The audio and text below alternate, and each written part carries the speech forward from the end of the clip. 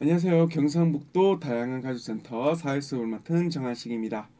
오늘 드디어 3학년 1학기 마지막 시간입니다.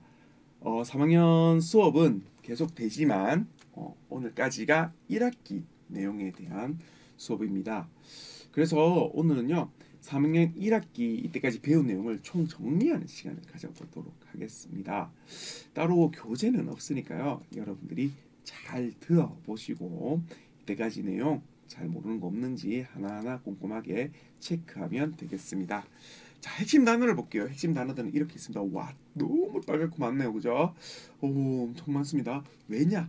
이때까지 거 다 모아놓으니까 이만큼 되네요. 그죠? 우리가 10번째 수업까지 오신 친구들은 정말 많은 것들을 배웠던 것 같아요. 요게 핵심적인 단어, 즉 꼭 기억해야 되는 단어.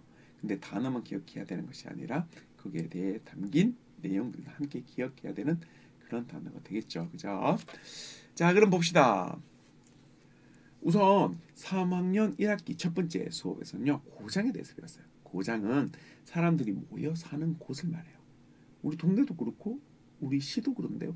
예, 다 고장이라고 보면 좋겠습니다. 고장이 좀 큰 개념이라고 보면 좋겠어요. 자, 우리 고장.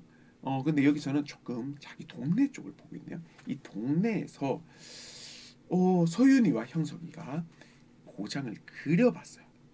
그려봤는데 대충 봐도 그때도 얘기했지만 너무 달라요. 그죠? 여기는 분명히 하천도 흐르고 중간에 산도 있고 잠시만 또 앞에 볼게요. 산도 있고 하천도 있고 뭐 학교도 이런 모양이고 이게 있는데 얘는 하천부터가 없어요. 길도 막 꼬불꼬불하고 막 그래요. 너무 달라요. 너무 다른데 중요한 건 같은 고장에 사는 자기 고장을 그린, 그러니까 같은 고장을 그린 그림이다. 그런데 어떻게 그린 겁니까? 머릿속에 떠오르는 대로 그렸다는 겁니다. 그렇기 때문에 서로 다를 수 있다는 거예요. 그냥 지도를 그대로 가져와서 비교하면 당연히 같아야 되죠. 같은 지역의 지도라면 같아야 되지만 요거는 그게 아니라 머릿속에 떠오르는 우리 고장을 그대로 그린 거예요. 그런데 머릿속에 떠오르는 우리 고장이라는 것 자체가 그리는 사람마다 달라질 수 있다는 겁니다. 서윤이와 형석이가 그린 그림처럼요. 어떤 거는 강도 있는데 어떤 거는 강도 없고 이건 너무 다르지 않나요? 할 수 있지만 그럴 수 있다는 거예요. 왜 그럴 수 있느냐? 고장에 대한 생각이나 느낌이 다르기 때문입니다. 자, 다시 사람은 누구나 고장에서 경험하는 게 달라요. 그렇죠? 만약에 내가 미용실에 갔는데 미용 그 이발사 누님한테 예쁘게 잘라달라고 했어요. 근데 잘 자르고 났는데 내 마음이 전혀 안 들어. 너무 못 잘랐어. 그러면 거기에 대한 기억이 안 좋게 남아 있겠죠, 그죠? 혹은 나는 크게 기대 안 했는데 머리 자르고 나니까 너무 예쁘게 잘 잘랐어. 다음에 또 와야지 하면서 거기를 꼭 기억할 수도 있겠죠. 혹은 아빠랑 동네 그냥 놀러 갔는데 생각보다 이 놀이터가 정말 재미있고 아빠와의 추억도 잘 써져 있다. 그러면 그 놀이터는 확실히 기억하고 있죠.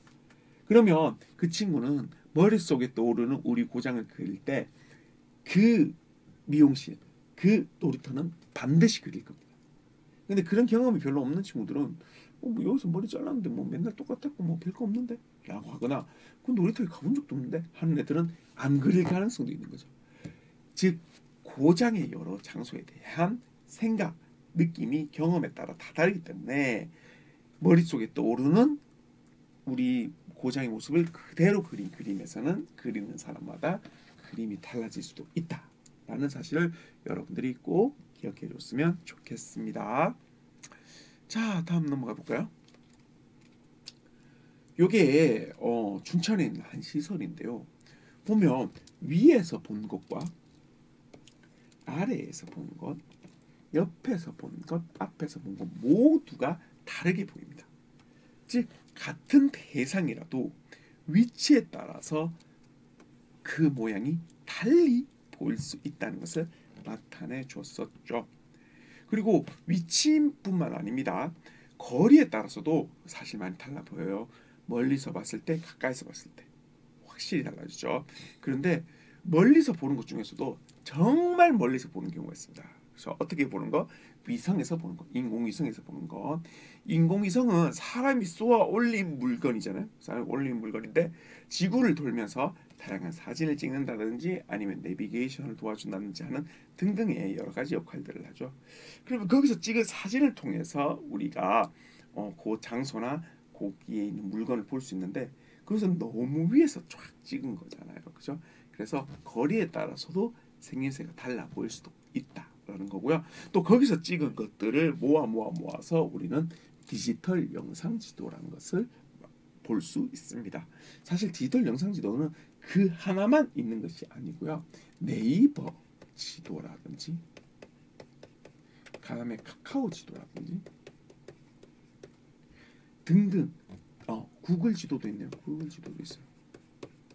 등등 다양한 지도들이 있고 이걸 모두 디지털 영상 지도라고 할 수 있죠.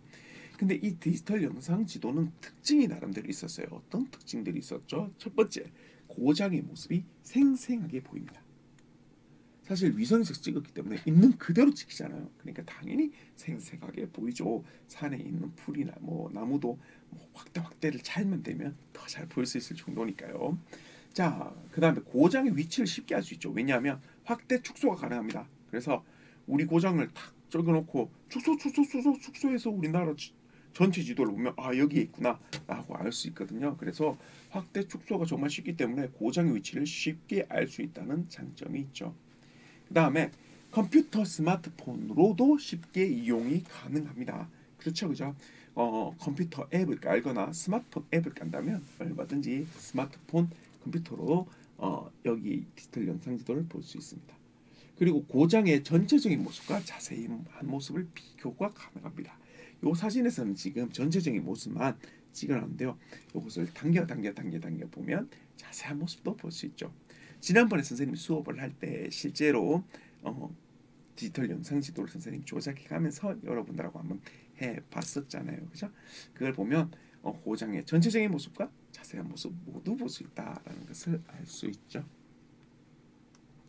자, 백지도에 고장의 주요 장소를 나타내는 활동도 있다고 했습니다. 이것은 우리 고장을 좀 더 알아보기 위해서 어떤 장소들 어디에 있는지 한번 배치해 보는 거죠. 백지도는 주요한 강, 그 다음에 주요 도로 이런 것들을 제외하고는 모두 하얗게 지워버린 지도를 말합니다. 그래서 여러분들이 장소를 조사해보고 그 장소의 위치를 표시하기에 좋은 자료죠. 그러면 이 백지도로 주요 장소를 어떻게 나타내느냐? 첫 번째, 나타내고 싶은 장소를 정합니다. 나는 이러이러한 장소를 나타내보고 싶어 하는 걸 골라볼 수 있겠죠.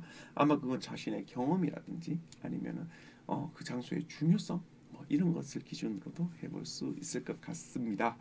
자, 그게 다 끝나면 디지털 영상 지도로 거기에 위치도 찾아보고 거기에 어떤 것들이 있는지도 한 번 더 알아봅니다. 디지털 영상 지도를 찾고 그리고 그 디지털 영상 지도에 맞게 백지도에 주요한 장소를 표시해 보도록 하죠. 그리고 생각이나 느낌을 완성해 보는 것입니다. 자, 이렇게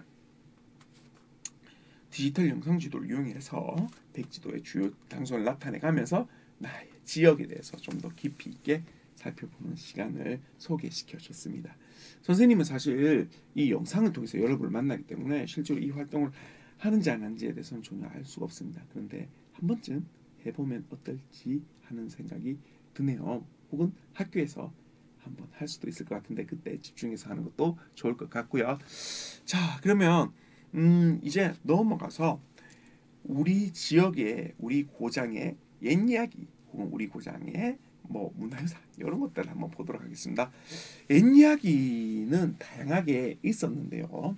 그걸 다 지금 와서 설명해 드릴 수는 없고 그 옛 이야기들이 중요한 까닭에 대해서 여러분들하고 한번 더 짚어보도록 하겠습니다. 옛 이야기는 우선 사람의 생활 모습을 알 수 있죠.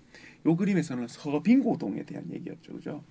한강 근처에 있는데 겨울이 되면 한강이 열기 때문에 거기서 나오는 얼음들을 모아놨다가 또 여름에 꺼내올 수 있는 얼음 창고라는 걸 만들었고 그것이 얼음 창고 즉 한자로 하면 빙고라고 할 수 있고 여러 그 빙고들이 생각외로 서울에 많았는데 그 중에 가장 서쪽에 있다고 해서 서빙고다라고 라고 얘기를 드렸었어요.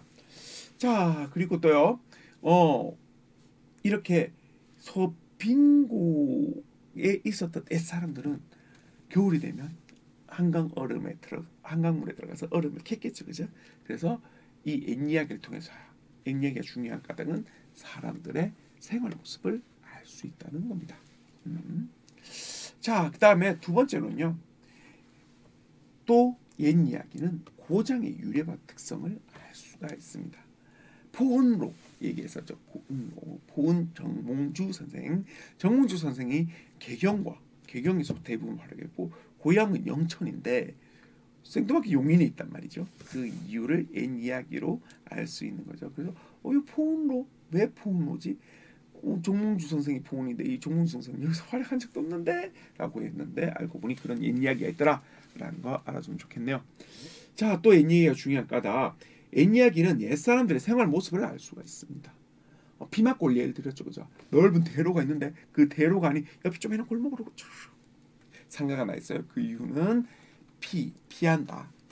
말에 조금 변경점이 되죠. 피막골 말을 피하는 곳. 사실 이 큰 대로가 아니고 여기입니다. 여기 작은 곳이라고 얘기 드렸죠. 양반들에게 고개를 숙이고 절을 해야 되는 귀찮은 거 불편함이 있으니 양반이 타고 다니는 말이 보이면 피해서 여기서 돌아다닌다고 해서 피막골. 그러다 보니까 여기 사람들이 많이 모이니까 여긴 양반들만 다닐 거고 여긴 사람들이 많이 모이니까 여기에 여러 가지 상가가 생겼다라고 얘기드렸죠. 이를 통해서 사람들의 생활 모습, 아까도 생활 모습이었지만 한 번 더 생활 모습을 알 수 있고요. 또 탄현이 있었죠. 탄현. 실제로 여기에 강은 조금 검색을 띠는데 그 이유가 저승사자가 먹을 빨았던 그런 일 때문에 검해졌다라는 옛 이야기가 담겨져 있죠. 그래서 그 탄현의 검은 물이 있는 강이 있는 곳라고 해서 고장의 역시 자연 환경을 알 수가 있습니다.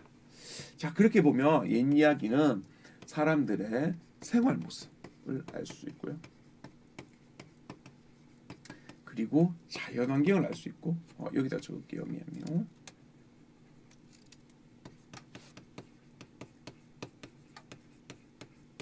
그리고 고장의 유래와 특징을 알 수 있습니다. 생활 모습을 알 수 있다, 자연 환경을 알 수 있다, 고장의 유래와 특징을 알 수 있다 등등 여러분이 꼭 기억해 줬으면 좋겠습니다. 그리고 지명이라는 것이 있었죠. 지명은 땅의 이름이었습니다. 땅의 이름이었는데요. 땅의 이름은 땅의 생김새나 옛날에 있었던 일을 통해서 만들어집니다. 땅의 생김새를 보면 자연 환경을 알 수 있고요. 그리고 옛날에 있었던 일을 통해서 생활 모습을 파악할 수 있다는 것 여러분이 꼭 기억해 줬으면 좋겠네요. 자, 그러면요. 또 우리 고장의 옛 이야기를 조사하는 방법도 여러분들하고 한번 얘기를 했었던 것 같아요. 우리 고장의 옛 이야기를 조사하려면요. 먼저 옛 이야기 조사 계획서를 작성을 합니다. 항상 선생님은 조사를 하든 답사를 하든 계획서를 짜주는 것이 굉장히 중요하다고 했죠. 왜냐하면 답사든 조사든 간에 어떤 것을 알아보기 위해서인데 그 대상에 무엇을 알아볼지 딱 초점을 맞추어야 그에 대한 조사나 답사가 또 의미 있게 될 가능성이 높거든요. 그래서 반드시 계획서를 꼭 짜주길 바라겠습니다. 그리고 계획이 다 되면 조사하고 답사를 한 뒤에서요. 그걸 소개하는 시간을 가져보면 좋겠네요. 소개하는 것에는 정말 다양한 방법들이 있었어요. 어떤 방법들이 있었죠?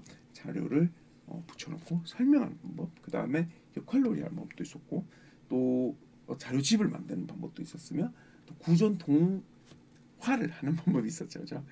스스로 책을 가져와서 얘기해주는 방법도 있었습니다. 조사하기도 그러면 좀 더 짚고 갈까요? 조사하기도 사실은 누리집, 그러니까 홈페이지라는 누리집을 한번 방문해 보고 우리 고장에 어떤 지명이 있는지를 찾아본 다음 그 지명과 관련된 장소를 검색해 보고 실제로 그 장소를 가보고.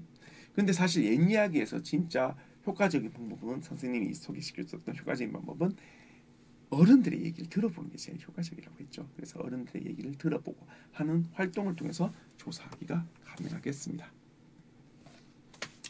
자, 문화유산을 한번 살펴볼게요. 문화유산은 우리 조상 대대로 전해져오는 문화들 중 다음 세대에 물려줄 만한 가치가 있는 것을 말합니다.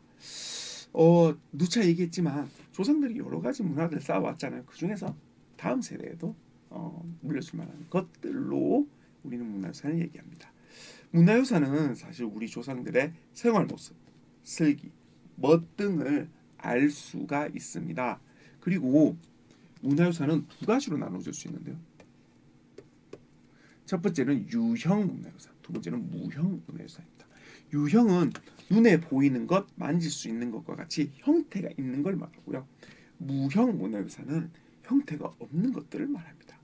예를 하나씩만 들고 끝낼게요. 예를 들어 보면 경주의 동궁과 월지 같은 경우는 건물이 있고 약간 이게 정원이 다 있잖아요. 그러니까 당연히 만질 수가 있죠. 형태가 있으니까요. 그런데 가야금 병창, 가야금과 함께 부르는 노래, 즉 판소리는 소리잖아요. 만질 수가 없어요. 어떤 형태가 없어요. 그냥 소리네, 소리. 그렇기 때문에 이런 것들은 무형 문화유산이다.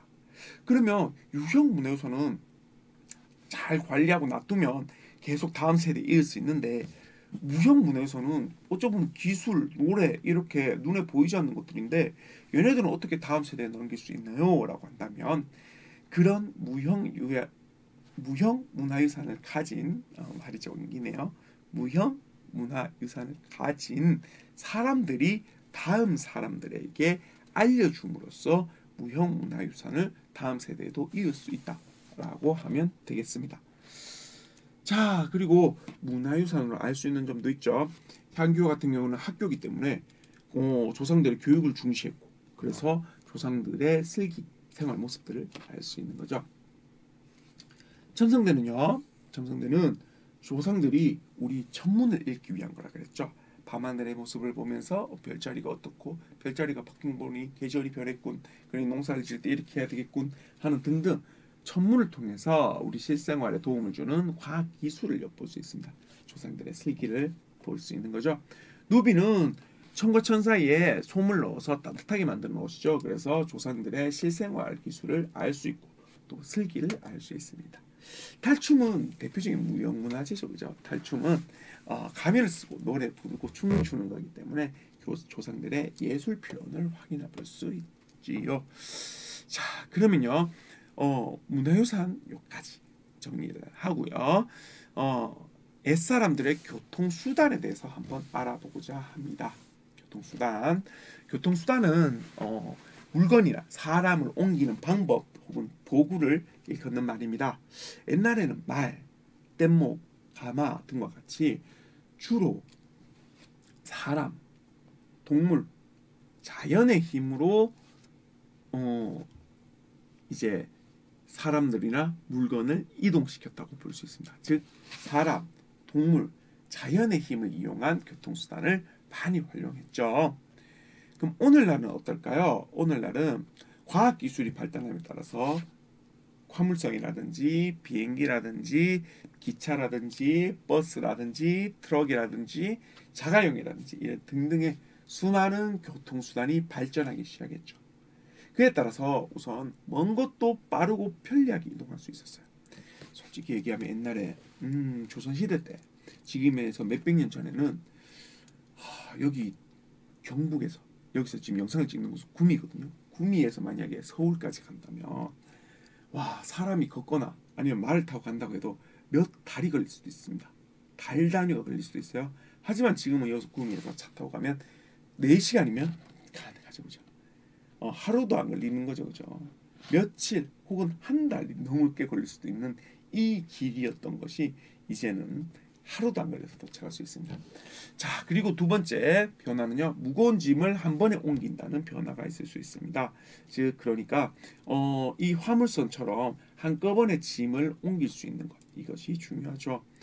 또 가기 어려운 곳도 편리하게 갈 수 있습니다. 먼 오지 같은 곳들은 이제 옛날에는 아예 못 가고 말았는데 이제는 다리도 놓고 또 배도로도 이동할 수 있기 때문에 가기 어려운 것도 편리하게 갈 수 있다는 것이죠. 그리고 또 직업이 다양해집니다. 요 앞에 것들은 추론하기 쉬운데 요 뒤에 거는 조금 생각하기 어려울 수도 있어요. 직업이 다양해진다는 건. 하지만 얘를 누차드렸죠. 비행기 얘기, 파일럿도 그에서 생기고 승무원도 그 덕분에 직업이 생기고, 그다음에 비행기 고치는 사람, 비행기 점검하는 사람, 그다음에 비행기가 있으니까 이제 항공사라는 회사 자체가 만들어져서 거기에 종사하는 사람 등등등등등등 수많은 직업들이 만들어져서 다양하게 존재하게 되는 거죠. 자, 이렇게 우리는 교통수단의 발전함에 따라서 수많은 생활의 변화를 가져왔다라고 생각하면 되겠습니다. 자, 그러면 통신수단도 많이 발달하고 변화해 왔습니다. 오늘날의 통신수단은 어떤 특징이 있을까요? 첫 번째, 여러 사람에게 정보를 실시간으로 전달할 수 있습니다. 바로바로 전달할 수 있다는 거죠. 인터넷 방송 보세요. 그날 찍어서 바로바로 보여줍니다. 그리고 한 번에 정보를 많이 주고받습니다. 그렇죠. 인터넷으로 나오는 정보라든지 아니면은 그 카카오톡으로 오는 정보라든지 한꺼번에 많은 정보를 주고받을 수 있고요. 또 동시에 여러 사람하고 연락할 수도 있죠. 또 통신기기 하나로 다양한 통신 방법을 이용할 수도 있습니다. 스마트폰 보세요. 텔레비전도 되죠. 라디오도 되죠. 그 다음에 전화도 되죠. 문자도 되죠. 톡도 되죠. 수많은 방법을 이용할 수 있다. 근데 통신 수단이 달라질 때도 있어요. 보시면 이런 주택가 같은 경우는 한 번에 모든 집들을 하나하나 알릴 수는 없잖아요. 그러니까 전봇대 하나에 확성기 두고 한 번에 알리는 이런 방식을 취한 반면, 아파트 같은 경우에는 이제 하나씩 이제 모니터가 있잖아요. 그래서 그걸 이용해서 세대끼리도 살펴보고 그 다음에 한 번에 또 알려주기도 하고 합니다. 즉 장소에 따라서 통신 수단을 다르게 이용할 수 있습니다. 그 다음에 직업에 따라서, 즉 하는 일에 따라서 다르게 이용할 수도 있어요. 예를 들어서 경찰 같은 경우는 무전기를 많이 쓰죠.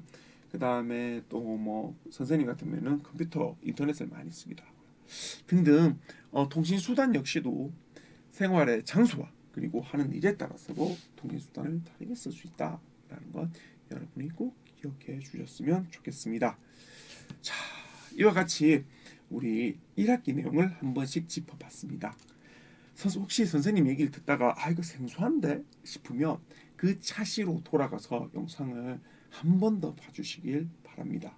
왜냐하면 사회는 학년이 지날수록 비슷한 내용을 다시 다루는 경우도 많기도 하지만 그만큼 자기가 알아야 할 때 정확히 알아놔야 다음에 살펴볼 때 비슷한 내용이지만 좀 더 깊이 있게 살펴볼 수 있고 그에 따라서 여러분의 지식을 더 늘릴 수가 있습니다. 그러니까 쉽게 얘기해서 사회교과 역시도 그때 배워야 되는 것을 확실히 알고 있지 않으면 나중에 이해하기 어려운 교과입니다. 그러니까 1학기 내용 오늘 정리한 거 쭉 들어보고 되게 생소하거나 잘 모르겠다 싶은 게 있으면 꼭 그 차시 돌아가서 한번 확인해 주길 바라겠습니다. 자, 여기까지 해서 사회 10번째 시간을 마치도록 하고요. 다음 11번째 시간부터는 여러분들하고 3학년 사회 2학기 내용으로 만나도록 하겠습니다. 여러분 들어주셔서 감사합니다. 다음 시간에 볼게요.